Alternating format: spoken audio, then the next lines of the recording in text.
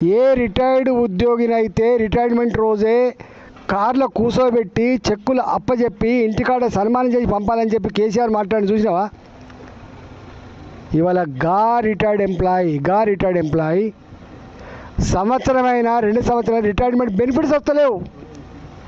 కొద్దిమంది ఏమో కమిషన్ ఇచ్చి తెచ్చుకుంటున్నారు, కొద్దిమంది ఏమో కోర్టుకు పోయి తెచ్చుకుంటున్నారు. దుస్తుంది అలా ఏమనంటే వాడు రాజు చేసిండు, వీళ్ళు రాజు చేసిండు, దివాళి తీసి ఇది కాదు కదా. నువ్వు వచ్చినప్పుడు తెలియదా? రాష్ట్ర ఆర్థిక పరిస్థితి మీద మీరే కదా శాసనసభలో మాట్లాడింది, అనేక సందర్భాలు మాట్లాడింది. మీరు తెలిసే కదా మీరు హామీలు ఇచ్చింది. నీ 6 గ్యారెంటీల గురించి ఎవరు మాట్లాడతలేదు. ఇవాళ నీ 6 గ్యారెంటీల గురించి ఎవరు మాట్లాడతలేరు, 66 హామీల గురించి ఎవరు మాట్లాడతలేరు, ఇవాళ మేనిఫెస్టో గురించి ఎవరు మాట్లాడతలేరు. మాట్లాడుతున్న వల్ల ఉన్నదాన్ని నన్ను ఇవ్వండి బాబు అంటున్నారు వాళ్ళు. పాపం ఉన్నదాన్ని దండం పెడతాం, ఉన్న పెన్షన్ టైంకి ఏమంటున్నారు.